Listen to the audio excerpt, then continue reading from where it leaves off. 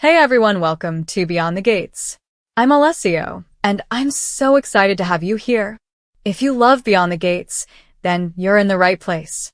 Make sure to hit that subscribe button and turn on notifications so you never miss a video. Alright, let's dive right in. Vanessa, she's making a move that could ruin everything. Married life? Gone. Doug's heart? Shattered. And somehow, she convinces herself it's magical.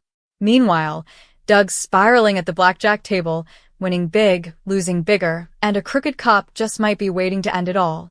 Across town, Ashley and Derek are fumbling toward love in the most chaotic, messy way possible, and Naomi's world is collapsing over missing rings. One small mistake, one impulsive choice, and lives are upended. By the end of this episode, nothing will ever feel safe again. And trust me, what Vanessa does next you won't see coming. I still remember the first time I realized Vanessa had changed. Not the kind of change you notice casually, the new haircut or new outfit kind, but the kind that sinks into your chest like ice water. It was a Thursday, humid in Puerto Rico, and the kind of heat that made you feel sticky even if you were sitting still. I had been following the drama of Beyond the Gates for weeks, but this particular episode, it felt different. Personal, somehow, like I was watching something that could have happened to me or anyone I knew.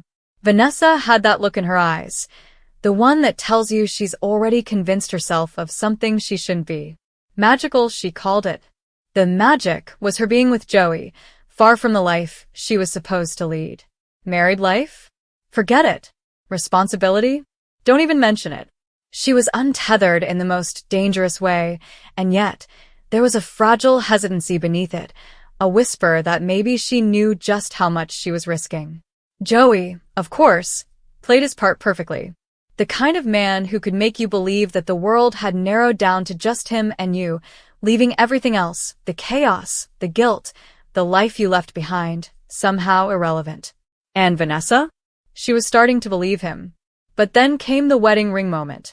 "I want you to be here, completely with me," he said. His voice wasn't demanding, it was soft, almost tender, but it carried that insidious weight of expectation. That demand for her total surrender. The ring, still snug on her finger, was the last tether to her past life, to Doug, to the chaos she was trying to outrun. And yet, she couldn't. Not yet. She froze. The pause was long enough that Joey's smile faltered, just slightly. Doug's call came at the worst possible moment. The ringing phone sliced through the thick tension in the room. Vanessa glanced at it like it might bite her. She didn't answer. She didn't have to. Joey could see the number flash across the screen, and I swear, he leaned back just slightly, a smug satisfaction creeping into his posture. Doug, poor Doug, trying desperately to reach her, the emotional lifeguard she refused to be anymore. By the time the truth spilled, that Joey and Vanessa were together, Doug's reaction was electric. Anger, heartbreak, disbelief, all rolled into one. He called Joey a bargain basement Tony Soprano, which, if I'm honest, made me laugh through my tears. Doug was spiraling, sending texts, fuming, and then, predictably, stumbling back to the blackjack table. I could almost smell the smoke, the whiskey, the desperation oozing from every hand he played. And for a fleeting moment, luck or fate was on his side. He won. Big. Enough to almost taste redemption. Almost. But life has a cruel sense of timing. Marcel stepped in, cool as ice, taking the winnings like a shadow swallowing the light. "You won't need this where you're going," he said. And that line, it still makes my stomach turn. Where was Doug going? How far down this rabbit hole would it all go? Vanessa, meanwhile, finally slipped off her ring and into Joey's embrace. Watching it unfold, I felt a strange mix of exhilaration and dread. You know that feeling when you watch someone make a choice you know will hurt them, and yet there's nothing you can do? That was every second of the scene. Across town, a different kind of tension was playing out in Ashley and Derek's apartment. I could almost feel the air thickening there, too. Ashley had this bizarre, almost illogical urge to tell Derek that Naomi had questioned their engagement. Why she did that? Who knows? Some people just can't help but plant seeds of doubt where none exist. Derek, already on edge, was just about to propose. I imagined him fumbling with the ring, heart hammering, and then disaster, a spilled beer. The stain, the panic, the scramble, it was all painfully human. He dropped the ring. And then, in a moment that felt like the universe was testing him, he proposed anyway. Without explaining why, without acknowledging the mess or the near disaster, he went forward. Ashley, returning from helping a neighbor, saw the ring on the floor. Derek's hand shook, but he held it out anyway, and she said yes. I could feel the relief, the tension, the thrill of a story that was so perfectly chaotic it could only be real life. Meanwhile, Naomi's world was unraveling quietly. Rings gone. A panic that made her tear the apartment apart. Every drawer, every shelf, every corner turned upside down in a frantic search for what wasn't lost at all. The fear in her chest was palpable, and I understood it. That gut-clenching dread when you think you've lost a symbol of your life, your marriage, your commitment. It's visceral. Naomi's rings turned up in the restroom, found by June, whose day was, for once, unexpectedly sweet thanks to a charming stranger named Ted. The relief, when she called Naomi, must have been like exhaling after holding your breath for hours. And yet, through all of this chaos, the emotions hit me the hardest. The jealousy, the temptation, the guilt, the longing, every character was flawed, yes, but undeniably human. Watching Vanessa make her choice, hearing Doug's despair, feeling Naomi's panic, experiencing Derek's fumbling courage, it was like a mirror held up to life's messy, unpredictable nature. We all make choices we regret. We all chase fleeting magic that promises escape. We all fear losing what anchors us. I remember sitting there, phone in hand, binge-watching, tears threatening to spill more than once. And I realized, it wasn't just a show. It was a study in human fragility. Desire. Regret. The audacity of hope and the cruelty of timing. Vanessa's decision, Doug's spiral, Ashley's clumsy honesty, Naomi's frantic panic. It wasn't dramatized. It was life distilled into moments so raw you could taste them. And just when I thought I could catch my breath, Marcel's words lingered in my mind. You won't need this where you're going.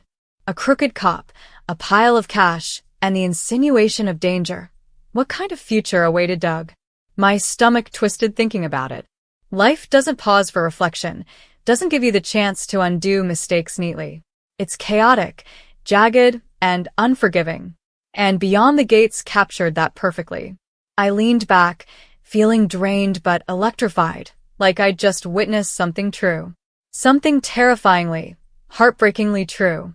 Vanessa's magic, Joey's demands, Doug's luck, Ashley and Derek's accidental romance, Naomi's panic, all woven together in a tapestry of human imperfection. Watching them, I felt seen. Every hesitation, every impulsive decision, every whispered hope, so familiar. I knew then, as I sat there in the lingering heat of Puerto Rico through the screen, that this was more than just a story. It was a reminder of our own vulnerabilities, our own temptations, and the choices we all make when no one is watching, or when everyone is. And that, maybe, is why I stayed up until 3 a.m, unable to stop thinking about them, about Vanessa, Doug, and all the chaos that was somehow completely alive on my screen. By the time Vanessa finally slipped her wedding ring off and let herself sink into Joey's embrace, there was this strange, almost hollow quiet. Not the kind of quiet that signals peace, but the kind that screams in your chest when you know something important is slipping away. I could almost feel her heartbeat, a mix of excitement and terror, like standing on the edge of a cliff and wondering if the fall would kill you, or set you free. Joey's hand was warm, possessive, insistent, and yet even in that heat, there was this subtle unease. I could tell Vanessa felt it too. Doug, on the other hand, was a storm. Each blackjack hand was reckless, fueled by alcohol and heartbreak, as if winning could somehow mend the jagged pieces of his life. And for a moment it seemed like it might. Chips piled high in front of him, sweat beading on his forehead, eyes wild. He laughed through his despair, an almost hysterical, broken kind of laughter. But just when hope flickered, Marcel appeared. Calm. Predatory. The kind of presence that turns blood cold. "You won't need this where you're going," he said, scooping up the winnings. Doug's triumphant smile faltered. That pile of cash, the one thing that had made him feel in control, was gone, whisked away by someone whose intentions were unreadable. And I swear just then, I felt my own chest tighten. Meanwhile, back in the quieter corners of Puerto Rico, June's day was a world away from chaos, but no less intense emotionally. She found Naomi's missing rings in the restroom, a small victory in a sea of anxiety, and called her immediately. Naomi's relief was audible, a shaky laugh that trembled like she'd been holding her breath for hours.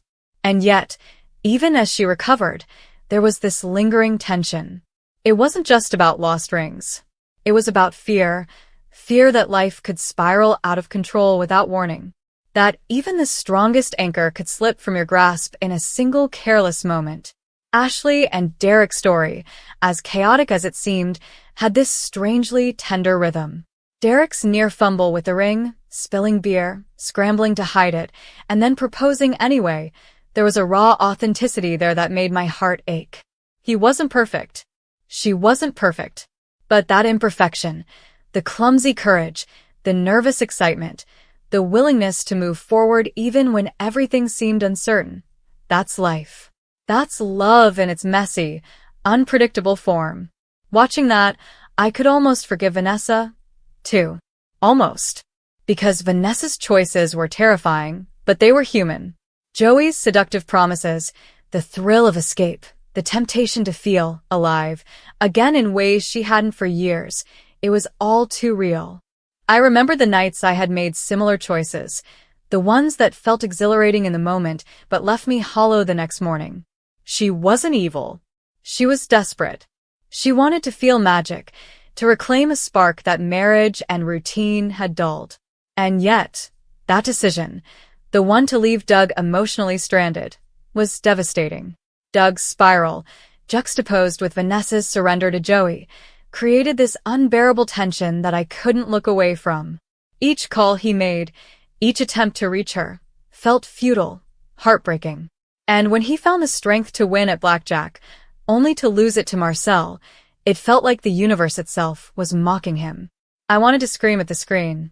"Doug, don't go back. Don't trust him." But I knew he would anyway. That's the tragedy of watching someone you care about make irreversible mistakes. They're bound to repeat them, no matter how much you hope otherwise. As the episode shifted back to Naomi, the tension took on a different flavor. Losing her rings wasn't just about the physical items. It was a symbol of fragility, of control slipping away. Each drawer overturned, each frantic search, was her mind grappling with the uncertainty that life throws at you without warning. When June found the rings and returned them, Naomi's relief was so raw it made me cry. That moment, the simple restoration of something lost, was an emotional reprieve amidst all the chaos. It reminded me that even in life's storms, small victories matter. Then there was the tension at Orphe Jeans, where Naomi and Jacob ran into Marcel. You could feel it in the air. Stiff smiles, subtle barbs, unspoken threats. Marcel's presence was like a shadow hovering over everyone, a constant reminder that control, safety, and morality were fragile constructs. Conversations between cops were usually mundane, but this one carried stakes. Each word, each pause, was heavy with implication, and you could sense Naomi and Jacob's unease. Life, like the show, wasn't about neat resolutions. It was about navigating tension, betrayal, and unexpected connections. June's encounter with Ted was a light in the darkness, a brief moment of human connection that reminded me why I kept watching. Her genuine kindness, his quiet charm, their conversation unfolding naturally, it was the kind of scene that made your heart swell, even when chaos ruled every other corner of the story. And then, returning home, the realization that Naomi's rings were missing could have broken her day, but instead, June found them and returned them. The relief, the gratitude, the quiet triumph, it was life asserting itself, quietly, in the midst of turmoil. Through all of this, I found myself reflecting on Vanessa again. Her choices, reckless as they were driven by a hunger for something bigger than herself. She wanted to feel alive. She wanted to escape. And yet, there was hesitation, the human pause that made me realize she wasn't a villain. She was painfully, heartbreakingly human. When Doug spiraled, when Ashley stumbled, when Naomi panicked, it all connected. Each character's decision rippled across others' lives, showing how intertwined human emotions are. How one choice, one moment, can cause waves felt by everyone around. And then, the final moments of that episode left me reeling.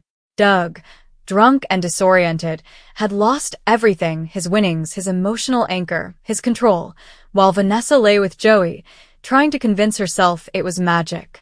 Ashley and Derek's clumsy love blossomed in the background. Naomi's panic gave way to relief, and June's quiet kindness connected with Ted in a way that felt almost miraculous. Life, in its entirety, was messy, raw, unpredictable, and sometimes heartbreakingly beautiful. I shut my laptop finally, long after the credits rolled. My chest ached from empathy, from tension, from the rawness of the story I'd just witnessed. Beyond the Gates wasn't just entertainment. It was a mirror, showing human fragility, desire, and consequence in vivid, painful detail. I thought about Vanessa, Joey, Doug, Ashley, Derek, Naomi, and June, their mistakes, their triumphs, their heartbreaks. And I realized that, in some way, it was also my story. Or, at least, pieces of it.